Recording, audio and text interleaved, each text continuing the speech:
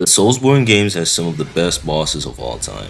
But what makes them great? Well, in my opinion, is because of five important factors: the design of the boss, their difficulty, the arenas, their themes, and most importantly, the quality of the bosses. Yes, I do know that quality is basically a combination of the other four factors, but for the sake of this video, quality basically means the boss's overall moveset, how polished they are, and how fun they are to fight. Some examples of these amazing bosses would be Melania, Gurman, Ishin, and many more. After playing these games countless times, I remembered asking myself, which one of these games have, the best overall bosses? Is it Sekiro because of the overall quality of the boss fights? Is it Elden Ring due to its bosses having the best designs? Dark Souls because of the arenas? Well, to find out, I did some research and I decided to do a point-based ranking system where I'd rank all the Souls game bosses out of 50. This ranking system involves 5 columns, each of them having a factor that I'm ranking: the design of the bosses, quality, theme, and difficulty. If the bosses in one of the particular games, for example, has overall mediocre designs, I will give it a 5 out of 10 for design. If the bosses are shit in quality, I will give it a 1. And you get it. I will just add it up and see what they have out of 50. So let's get started and find out which one of the Souls game has the overall best bosses. What other place to start than the game that started it all, Demon Souls? Let's start with the boss designs. I'm gonna give it a 6. They're pretty okay, and I know that the only 5 Demon Souls fans out there is gonna get mad, but the only reason I gave boss designs a 6 is because compared to the other games later on, they improved, and the designs at that point is so much better compared to what we have in Demon Souls. So yeah, the Demon Souls bosses look, mediocre in comparison. For quality, I give the bosses a 5. The bosses in Demon Souls, quality wise, is pretty average compared to the other Souls games. Most of them, while fun, feel a bit gimmicky and super simple and easy. For overall boss themes, I give it a 6. I'm not going to spend too much time on themes because it's a bit subjective, but I didn't really find any of the boss themes or OSTs, whatever you want to call it, in Demon Souls super memorable. Sure, they're great ones, but not super memorable ones, at least in my opinion. For the arenas, I will give it another 6. The boss arenas look pretty great, but for the most part, they're kind of mid. Again, in comparison for what's to come later on. The only really good ones were King Alon's castle and the Storm King's arena. And finally, for difficulty of the bosses, I'll give it a 5. I usually don't think difficulty necessarily makes a boss fight better or worse. However, I just added it for the sake of this video because, now the bosses in Demon Souls are pretty easy, and that's not an issue because most of the challenges comes from the level design and enemies. So in total, Demon Souls has 28 points out of 50. Moving on to Dark Souls 1. In terms of boss designs, I'll give Dark Souls 1 an 8. I mean, the bosses looks cool as hell. It's like they have that weird dark fantasy look without feeling too generic. In terms of quality, I'll give them a 7. Boss themes, I'll give it an 8. Arenas a 10, and difficulty an 8, which gives Dark Souls 1 an impressive 41 points out of 50. Dark Souls 2. In terms of design, I'll give Dark Souls 2 bosses a 7. In terms of quality, I'll give them a 4, which will definitely make a lot of Dark Souls 2 fans super upset, but I just didn't really find most of the bosses super fun to fight.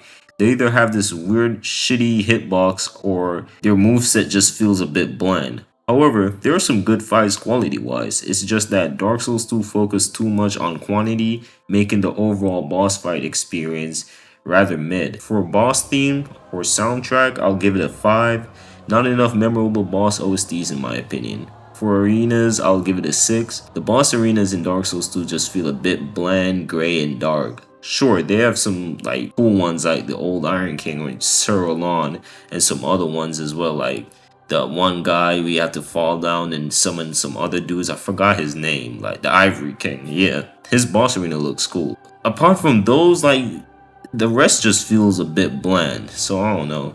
And in terms of difficulty, the bosses get a 6. The overall difficulty of Dark Souls 2 reminds me of Demon Souls, where most of the difficulty isn't from the bosses, but from the level design itself. So in total, Dark Souls 2 bosses gets 28 points out of 50. Now for Dark Souls 3. The design of the bosses gets a 9. You can tell as FromSoft makes more games, their art direction really improved even more. In terms of quality, the bosses in Dark Souls 3 gets another 9. In my opinion, Dark Souls 3 has the most balanced bosses in the entire Soulsborne franchise. They never have a cheap move that you can't counter. They're just challenging but also really fun at the same time. Now in terms of boss themes, I will give Dark Souls 3 a 10. Dark Souls 3 definitely has some of the most memorable boss OSTs. You got Vort, Gale,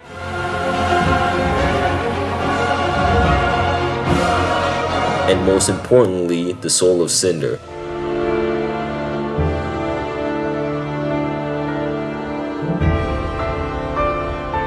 For boss arenas, Dark Souls 3 gets another 10. The arenas in the game were beautiful but dark and grungy, and I really like that. And finally, for difficulty, I will give Dark Souls 3 an 8. The bosses gave me a lot of trouble on my first playthrough, but even then I didn't feel like the game was being super unfair or anything. So in total, Dark Souls 3 has a whopping 46 points, making it the highest so far. Now time for Bloodborne. The boss designs of this game gets a 10. I mean, you have guys like Orphan of Cause, Dripped Out Lady Maria, Gearman, and you have some alien looking guys like Moon Presence, Ebrietas, Amygdala. Like, the boss design of Bloodborne is just fucking great. Anyways, for boss quality, I give it an 8. For theme, I'll give it a 10 because there's some real fire ass boss soundtrack in this game. The boss arenas are also beautiful and cool, so I'll give that an 8.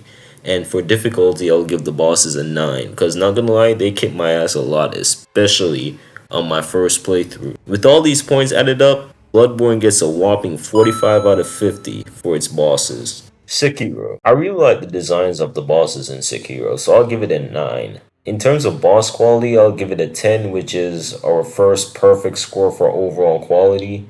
Remember, quality for the sake of this video only refers to how balanced the bosses are. The bosses are, and also how cool their moveset are. The reason why I gave the bosses quality a 10 is because I felt like none of the bosses in Sekiro, that's cap, apart from Owl and Demon and Patriot, felt cheap. Most are really fun and engaging while being flashy, showing off their cool moveset, and also Sekiro has my second favorite boss of all time, and that's Ishin. No, for boss OSTs, I'm gonna give it a 6. Cause none of the bosses' themes really stood out to me that much. For arenas, I'll give it a 7, and difficulty is gonna get a 10. The difficulty in Sekiro is fucking crazy, especially on your first playthrough. However, after a while, it does become super easy. So in total, Sekiro has a 42 points, which is really impressive. It shows that this game had some solid ass bosses. Now, Elden Bling. In terms of design, the bosses in Elden Ring gets a perfect 10. In my opinion, the bosses in Elden Ring has the best design in the Soulsborne franchise, only tying in with Bloodborne. I mean, just look at Malekith, Malenia, and the Molester. You can tell FromSoft was not playing with these designs. Now, quality-wise, the bosses are gonna get a 7. The reason being is while they sometimes feel balanced, some bosses genuinely feel unfair or have some moves that just makes you scream, "What the fuck was that? That's bullshit." You know what I mean? So yeah, only a 7. Now, boss themes, I'm gonna give this a marvelous 9. I mean, come on, you got Radagon's theme, the Godskin Duo's theme, and Millennia's theme. Like, FromSoft was definitely in their bag cooking up this shit. Boss arenas are gonna get another 9. I mean, the game genuinely has some beautiful ass boss arenas, and finally, in terms of difficulty, Elden Ring gets a 9. Some of these motherfuckers gave me such a fucking headache on my first playthrough. Now, the total amount of points Elden Ring has is 45, tying in with Bloodborne in terms of bosses. Now, let's see which one of these games truly has the best bosses, and let's rank them. At dead last with only 28 points out of 50, we have Dark Souls 2. Again, the bosses were just mid. That's it. With 29 points, we have Demon Souls. The bosses in this game just felt a bit too easy and gimmicky. At an impressive 41 points, we have Dark Souls 1. Overall, great bosses, nothing too crazy, but they were really fun and interesting, especially on your first playthrough. With 42 points, at third place, we have Sekiro, only beating Dark Souls 1 by 1 point. In terms of quality, the bosses in Sekiro was great, but it was kinda disappointing in some other areas like themes and arenas. At second place with 45 points, we have a tie, and that's Elden Ring and Bloodborne. Both these games' bosses were great in a lot of areas, however, the thing that boosted them the most were the boss designs. Finally, at first place with 46 points out of 50, we have Dark Souls 3, beating Elden Ring and Bloodborne by 1. So overall, Dark Souls 3, in my opinion, has the best bosses in the Soulsborne franchise, at least for now. And just a reminder, not because a game came in last or didn't have a lot of points, didn't mean that those games didn't have any good fights. It's just that I'm ranking them based on other things as well, not just quality. This is Future Arcade here. Dark Souls 3 still won. However, I think I was being a bit too harsh on Demon Souls when it comes on to art design. I want to take that back.